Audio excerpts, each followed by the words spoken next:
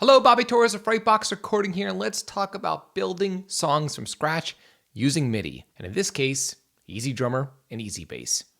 Let's discuss.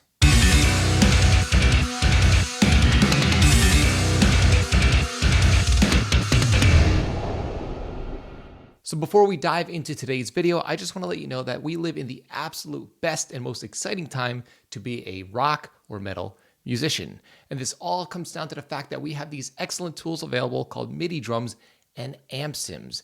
The issue is that so many people make the same mistakes over and over and over again when producing with these tools in their studios. And because of this, I put together my simple and straightforward PDF guide called the MIDI drums and amp sims production checklist. In the free checklist, I highlight the key areas where people generally will go wrong so you can avoid these mistakes and get right to producing better results right within your home studio with the tools you're currently using. Again, the MIDI drums and amp sims production checklist PDF guide is absolutely free, and you can have direct access to it by clicking the link below in this video's description. Now, as much and as often as I use MIDI instruments in my final productions and mixes, my favorite use for MIDI drums and even MIDI bass is in the pre-production and songwriting phases. Now, the reason for this is simple. It doesn't matter if I'm working on my own music or if I'm producing a band and again, we're writing songs together and working out the details before we record for real. Using these tools allows you to easily experiment and most importantly, hear your music in a crystal clear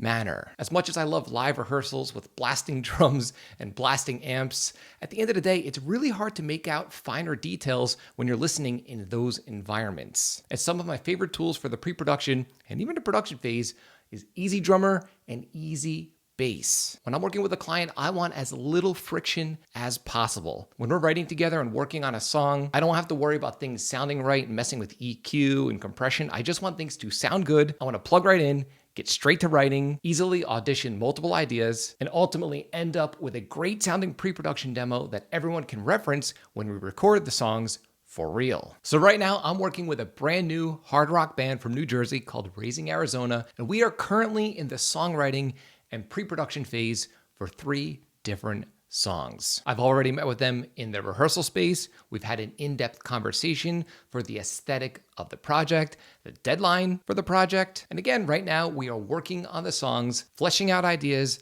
ironing parts out, and getting ready for the actual recording process, which is gonna go down next month. After that initial meeting, I've met up with the guitar players, recorded all of the riffs and the arrangements that they currently have, and I've also met up with the drummer in his home studio to work on drum parts. And this is where EZdrummer comes into play and makes my life so much easier. So if you look at my DAW here, I have a pre-production demo for a song that we're working on called Downside. And right now I'm really diving in and working on the pre-chorus and the chorus to make sure it's fully realized and solid for when I work with the vocalist this coming weekend. Now, like I said, I already have the scratch tracks from the guitar players for most of the riffs that are going to be going on in this song. We're currently working on arranging the songs. And when I met up with the drummer during our second session, I simply took a USB cable out of his eKit module, plugged it right into my 2012 MacBook Pro, and recorded MIDI straight into my DAW using EZdrummer. Now, this is not only great because I could hear his drum parts in a crystal clear controlled environment, but it also gives us the flexibility to easily move stuff around, change a fill, mess with dynamics, pretty much anything, because again, we're working with MIDI. So with that being said, let's listen to the pre-chorus and chorus that I currently have here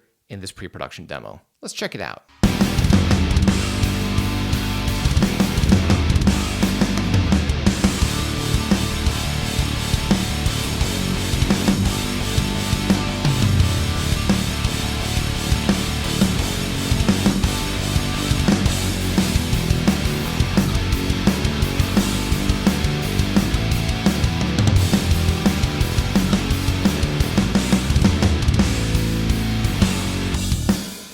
Now, in my opinion, that's a great sounding pre-production demo and is perfect and will help inspire the vocalist when we work on vocal parts this coming weekend. And the thing I love most is I did not have to mix anything. I didn't have to mess with EQ, compression.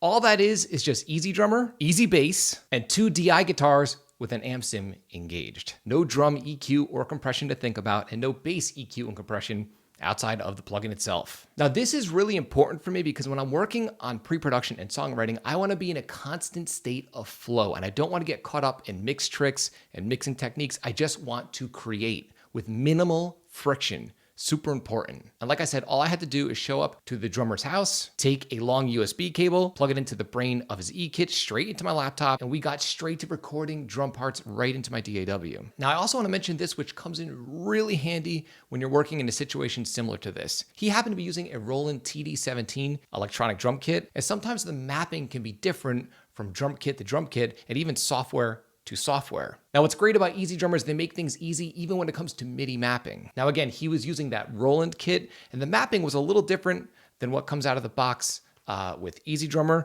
but all I had to do was go in here to the presets, pick Roland, and his kit is right here, the TD-17. All I had to do was click it, and when he played, all his toms, cymbals, snare, kick were all pre-mapped, and we could just get straight to creating, which I'm all about. We didn't have to go to a loud rehearsal room. I didn't have to mic up a drum kit. I didn't have to shout over any guitar players. This all could be done at low volume, low stress, completely casual, laid back, which at this point in my career is extremely important and I find to be the most productive. So that takes care of the drums, and that's the last session we had. But again, I really want this pre-production demo to sound good before we start working on vocals, and we haven't tracked bass for this part of the song yet. Now, after going in here and working on some of the drum MIDI, I decided I wanted to hear this pre-chorus and chorus with bass, but I didn't have a bass on hand, but I did have my guitar on hand. So what I did was plugged in my guitar straight into my 2-channel interface, and I recorded this super basic, super straightforward bass line, again, on guitar. Let's take a listen.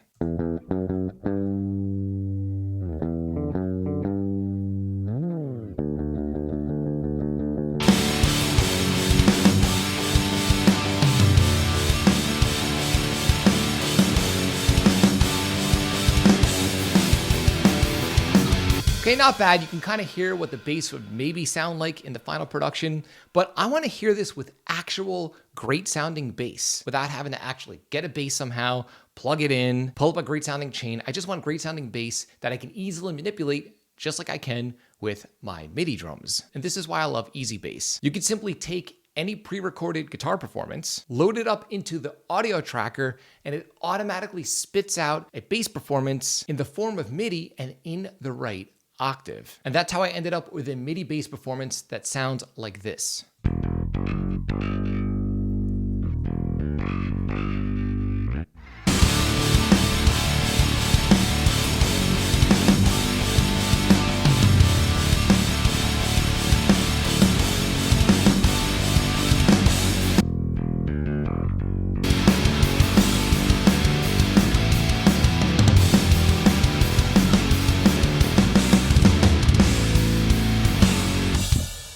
To me, it sounds almost like a final album, and again, this is just a rough pre-production demo. And this did not require any mixing, no mastering, no nothing. Just messing around with MIDI notes with an EZdrummer and EZbass. Now, I also want to say this. It doesn't matter if I end up recording real drums for the project or use MIDI drums, real bass, program bass, live tube amps, amp sims. It doesn't matter. I still utilize this approach because it's lean, low friction, super simple, and ultra creative. I want to hear the song in a crystal clear manner before I even think of recording the song for real. Another great byproduct of this is that if I do end up going with MIDI drums, the MIDI drums are done at the end of the pre-production phase, which is really, really handy. And also, if I end up going with real drums, we have a solid reference that we can listen to when tracking the drums in the studio and that the drummer can practice to. So there you have it. This is how I use EZdrummer and EZbass in the pre-production phase. And for me, I can't live without these tools. If you're interested in checking out these tools, I will leave a link below to the TuneTrack website